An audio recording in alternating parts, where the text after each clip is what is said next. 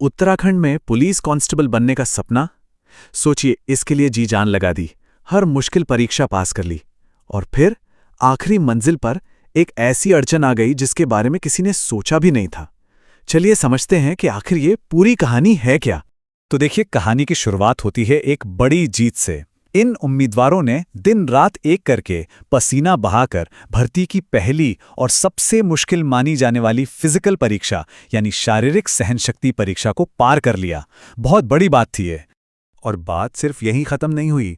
Physical के बाद दिमागी ताकत की बारी थी, और इन युवाओं ने लिखित परीक्षा में भी झंडे गाड़ दिए।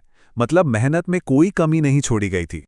अब सवाल ये उठता है कि जब दो सबसे बड़े पड़ाव पार हो गए तो फिर वर्दी पहनने के सपने के बीच आखिर आ क्या गया? ऐसी क्या रुकावट थी?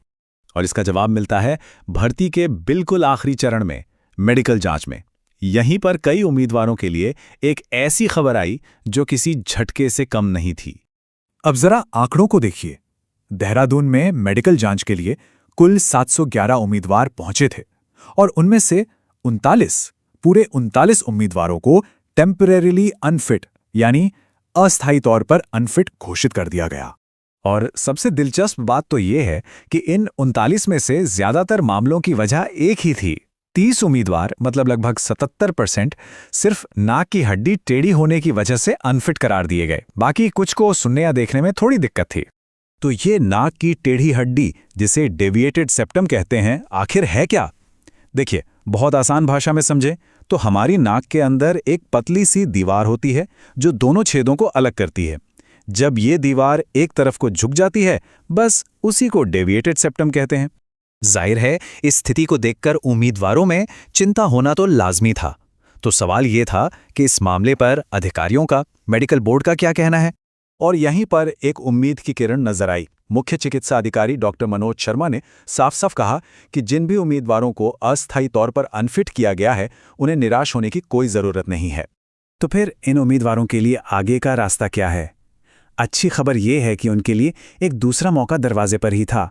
एक बिल्कुल साफ प्रक्रिया बनाई गई है जिससे वो अपनी फिटनेस दोबारा साबित कर सकते हैं, और इस मौके के लिए एक समय भी तय किया गया है। इन सभी 39 उम्मीदवारों को अपनी मेडिकल समस्या को ठीक कराने और दोबारा जांच के लिए आने, इसके लिए पूरे 45 दिन का वक्त दिया गया है। प्रक्रिया बिल्कुल सीधी है। सबसे पहले उम्मीदवार को अपनी परेशानी का इलाज करवाना है, जैसे नाक की सर्जरी। फिर इन 45 दिनों के अंदर ही उन्हें मेडिकल बोर्ड के सामने वापस आना है, और अगर बोर्ड को लगता है कि अब सब ठीक है तो उन्हें फिट घोषित कर दिया जाएगा। सिंपल। और ये सिर्फ कागजी बातें नहीं हैं। कई युवा इस मौके को बहुत गंभीरता से ले रहे हैं और उन्होंने एक्शन लेना शुरू भी कर दिया है। कुछ तो अपनी नाक और कान की सर्जरी के लिए अस्पतालों में भर्ती भी हो चुके हैं। तो अब तक हमने जो कुछ भी देखा और समझा है, आइए उसे फटाफट समेटते हैं और एक अहम सवाल पर सोचते हैं जो इस पूरी कहानी से निकलकर सामने आता है। तो इस पूरे मामले की सबसे खास बात क्या है? यही कि 39 उम्मीदवार मेडिकल राउंड में अस्थायी तौर पर अनफिट हुए। वजह? ज्यादातर मामलों में नाक की टेढ़ी हड्डी। लेकिन यह कहानी का अंत नहीं है। ये बस एक छोटा सा स्पीड ब्रेकर है, क्योंकि उनके पास इलाज और वापसी के लिए 45 दिनों का एक साफ रास्ता मौजूद है।